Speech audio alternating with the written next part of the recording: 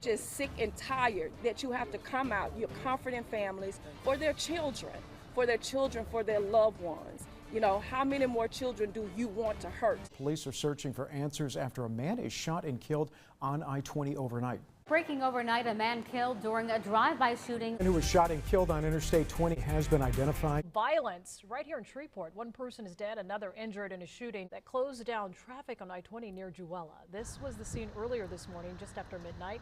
Police say an SUV was struck by gunfire by a rifle from a small dark car. The passenger inside the vehicle hit and killed. The driver, 22-year-old Kenyon Frazier, was struck several times. He now has life-threatening injuries. If you know anything, please call Crime Stoppers.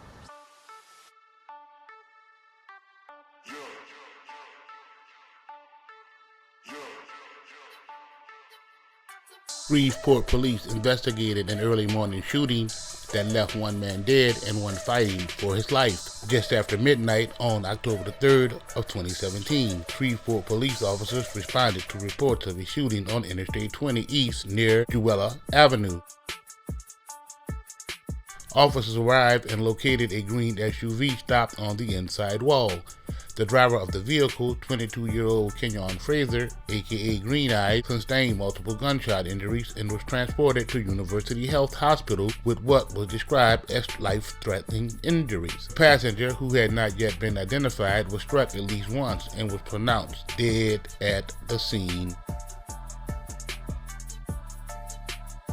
Investigators with the Shreveport Police Department's Violent Crime Unit responded to the crime scene and began their investigation. These are the detailed events of what took place before, during, and after the murder of DeAndre C. Brown, aka Ratchet Life. Shreveport resident DeAndre C. Brown, born August the 24th of 1994, was brutally murdered during the drive-by shooting in October of 2017. One of the most talked about beefs in the state of Louisiana was the Blue Benji Kobe and Ratchet Life beef that will spill countless amounts of blood in the streets of Shreveport. The beef was alleged to have started in 2014. Leading up to 2017, the year that Ratchet Life was killed. Before his death in 2017, the distance between Ratchet and Blue were flying back and forth. SOD members, SOD Bankroll, were allegedly cool with Ratchet, but after his death, a war between SOD, RNAS, the Goonie Boys, SGMMG, YBC, and the Ratchet Committee would ensue. SOD was known for having a multitude of dudes associated with the gang that were all putting in work. It was the death of Ratchet that would lead to all sides having people being murdered as a result of the ongoing beef. The streets were flooded with rumors that Blue Benji and SOD were behind Ratchet's death. During the war, Soldier Gang lost a member in 2019, but would allegedly get back. Teddy, a known affiliate of Ratchet Committee, was rumored to have smashed Trey and another dude from SOD in 2021. Lee Gutter and Blue of SOD were both killed that same year. Shit was super wild. T.O. from YBC was murked in 2020. His killer was killed a week or two after. Them boys wasn't playing in 2019. Kenny Boo was tied up, kidnapped, beaten, and set on fire. In another wild turn of events, RNAS 30 made a video kicking over the candles and stepping on the RIP teddy bears of his ops. It wouldn't be long before 30 was shot up on the block, which would make the beef even more hot, which led to Shotta of SOD being shot in the head. The increase in violent crime had taken Shreveport by storm, concerning residents and overwhelming law enforcement. Now, crime is on the rise in Shreveport, and tonight, Police Chief Ben Raymond explains why. NBC6's Zyneria Bird sat down with Chief Raymond this afternoon, and she joins us now live, sharing more on their conversation. Zy, good evening. Good evening, Dan. Chief Raymond says the increase in crime is happening for many reasons, ranging from the pandemic to gangs in the city. Shreveport Police Chief Ben Raymond says there has been a substantial increase of homicides this year. 2017 at this time we had, I believe, 53 homicides. In 2018 at this time of year we had 52. This year we have 63. So it's an increase, and I'm not trying to compare to those years as you know, you should be proud of what we're doing. But I don't think it's such an anomaly that a lot of people perceive because last year's numbers were so low. Chief Raymond says the increase in homicides are for a number of reasons, one being COVID. Even though crime went down at the start of the pandemic, the crime shot up in August. People who are out of jobs, they had loss of income. That creates stress on individuals. It creates stress within families. And generally, people that are stressed are more prone to acting out or making decisions that they otherwise probably would not make. And over the summer, the nation shined a spotlight on police. You've also had some negative or some anti-law enforcement sentiment this year. You've had some national use of force incidents. You've had some local use of force incidents. I think that's contributing to our recruitment problems. Chief Raymond says they had more officers on the force last year. Right now the department has 488 officers, but they are allocated 580 officers. I think if it lasts for long, it's going to possibly cause some increases simply because we're not able to conduct investigations as thoroughly as we'd like. We're not able to respond as quickly to calls. One of their initiatives for preventing crime is the Violent Crimes Task Force. They focus on individuals who they believe will be suspects or victims in a violent crime based on previous criminal activity and relationships. What you may label as a gang, what you may label as a criminal organization, you may just call it a group of friends, but whatever you call it, there are definitely some groups that are feuding with one another in some of our neighborhoods, and that contributes to violence. Chief Raymond says the ultimate weapon against crime is the community. We are getting a lot of Crime Stoppers tips, which means the community is involved, and that's great. But everybody's still not doing their part. There's still people out there who think that because they're not the ones committing the crime that they're not responsible. And Chief Raymond says the solution to lowering the numbers is not just on the backs of police, but also community members. Reporting live in Shreveport, I'm Zania Bird, NBC 6 News. Let's rewind. An up-and-coming rapper who went by the name Rangerlaclave was shot and killed in October of 2017 in his hometown of Shreveport, Louisiana. Was the scene earlier this morning, just after midnight. Police say an SUV was struck by gunfire by a rifle from a small dark car. The passenger inside the vehicle hit and killed. The driver, 22-year-old Kenyon Frazier, was struck several times. He now has life-threatening injuries. Rangerlaclave was inspired by his uncle, Mr. Mandigo, and listening to his uncle's group, Lava House. However, it was hip-hop legend Nas that Ratchet would say inspired him the most. On October the 3rd of 2017, Shreveport police released the name of a man who was fatally shot on Interstate 20 over a bloody weekend. Detectives reported the passenger, 22-year-old DeAndre C. Brown of Shreveport, was struck at least once and was pronounced dead on the scene. And on the crime beat, here at home, violence right here in Shreveport. One person is dead, another injured in a shooting that closed down traffic on I-20 near Juwella. The driver of the vehicle, 22-year-old Kenyon Frazier, suffered multiple gunshot wounds and was transported to University Health, life-threatening injuries.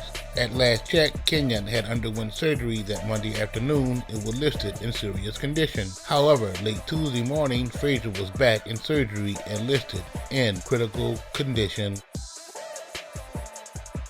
According to the Louisiana State Department of Corrections, Kenyon had just been released from prison in August. Kenyon was released on good behavior after serving more than half of a 5-year sentence, for which, according to clerk's office, he pleaded guilty to an aggravated battery charge. Green Eyes would ultimately survive the shooting and live to tell his story. In 2020, Green Eyes would get caught up in the federal and local sting operation targeting local area drug dealers. This long-term investigation, dubbed Operation Hustle City, was conducted by the DEA's Organized Crime Drug Enforcement Task Force, which is comprised of federal, state, and local law enforcement officers working jointly on drug trafficking causes in the Western District of Louisiana.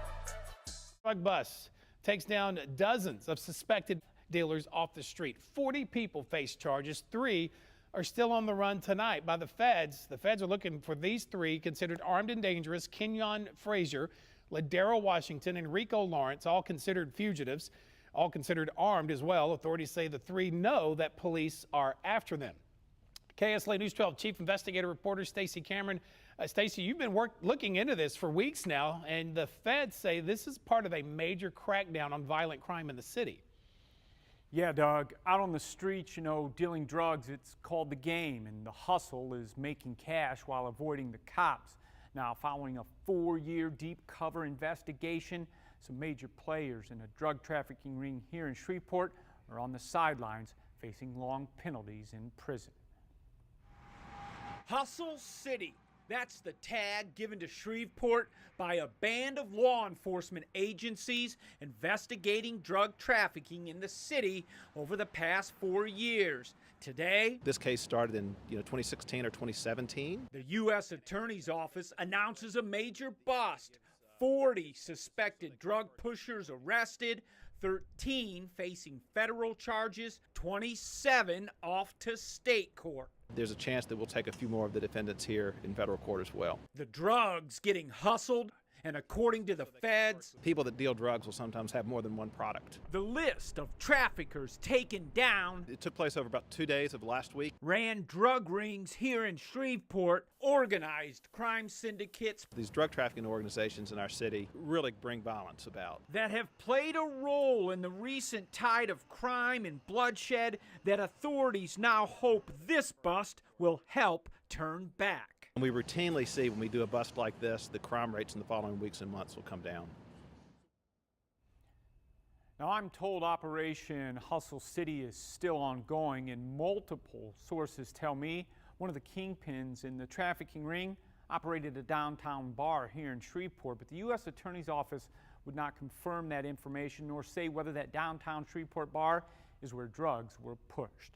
Live in the studio, I'm Chief Investigative Reporter Stacey Cameron. Investigation resulted in 4 separate indictments, charging 13 individuals with federal drug charges. The prosecution of the defendants is also part of the Department of Justice's ongoing effort to reduce violent crime in the community. The indictments allege that the individuals conspired to distribute and possessed with intent to distribute illegal substances. Before his death, Rangerlaclave had begun to build a following on both IG and YouTube, amassing more than 10,000 followers on IG and hundreds of thousands of views on YouTube. Unfortunately, DeAndre will lose his life before his career as a rapper could ever take off.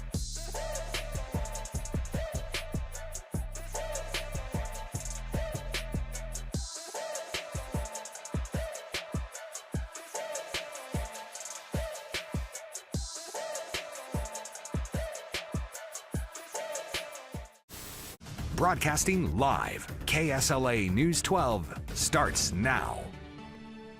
Multiple victims. We believe at this point around 6 or 7 people inside the residence were injured from gunfire, and at least 4 of the victims inside the residence were juvenile. A violent weekend across the U.S. Multiple shootings, including 2 in Louisiana. 1 in our backyard in Shreveport's Martin Luther King neighborhood. It's just frustrating to have yet another incident where there are multiple victims of gunshots in Shreveport. Police tell us 5 adults and 3 children were targeted inside this Shreveport home. A woman and a 3-year-old are listed in critical condition. And in Baton Rouge, 12 people injured in a shooting early Sunday morning at a nightclub. At this point, we can say that it is believed to be a targeted attack, and that this was not just a random act. And in California, you have 10 unresponsive inside, and you have 2 that are still in critical condition and breathing, total of 12. At least 10 people were killed in a shooting Saturday at a dance studio in Monterey Park.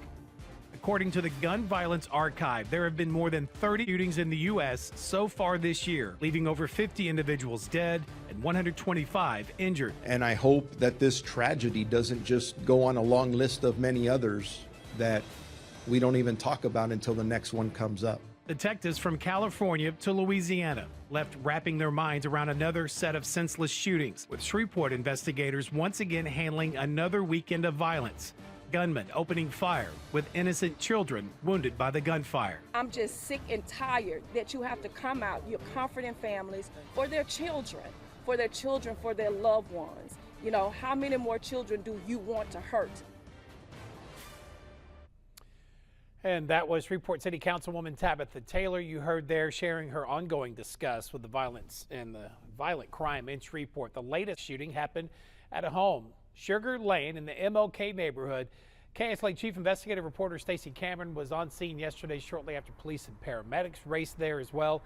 He's live now at the hospital where many of those family members still recovering tonight, including children. And sadly, it's a pattern we've seen for some time. Children and young teens falling victim, and many times teens pulling the trigger. Yeah, that's right, Doug. And tonight, investigators are still trying to track down the people responsible for that shooting that sent 8 people here to Oxnard LSU Health. Now, you mentioned I went back to that neighborhood, the MLK neighborhood, earlier today. The chaos of the police squad cars, the crime scene investigators, and crying family members long gone. But there's still reminders of how close this shooting came and still could be tragic. A piece of yellow crime tape, bullet holes in the windows and walls, a blue glove left by crime scene investigators. These are the reminders that this tiny brown home at the intersection of Sugar Street and Northside Road was the scene of a shooting that sent 8 people to the hospital, including 3 small children, 2 girls aged 3 and 5, and a 3-year-old boy. Hearing the news at his church just a few blocks away, what makes your heart drop? Minister Vincent Gordon says whoever opened fire, pumping 39 rounds into this home where children were at play, Just tells you how far we've gone as a society where we don't care where we shoot, is living with a depraved heart and a reckless disregard for life. The malice within their heart, didn't care who was there, who was around, really give you a deep down feeling of the depravity of the society in which we live. With 2 of the victims critically injured and facing life-threatening injuries, Minister Gordon says he's now praying for the victims' health. We're just looking to help, hoping their physical healing will spark the spiritual recovery of a city plagued by gun violence and pain. It's up to us to make the change. The government's not going to be able to do it. New laws are not going to be able to do it. It's a one-on-one type thing. Say, what can I do about this? How can I affect the lives of someone else?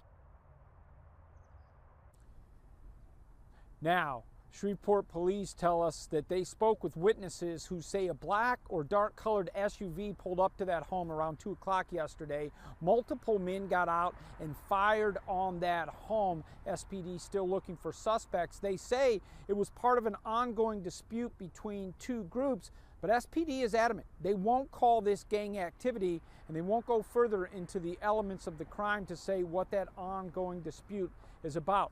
But listen to this. I look back at our own reporting here at KSLA. Since January 1st, I identified us reporting on at least 9 shootings where 19 people have been injured so far this year, 3 of them killed. It's been a deadly start to 2023. Reporting live outside the hospital, Stacey Cameron, KSLA News 12. All right, Stacey Cameron live for us tonight. Thank you, sir.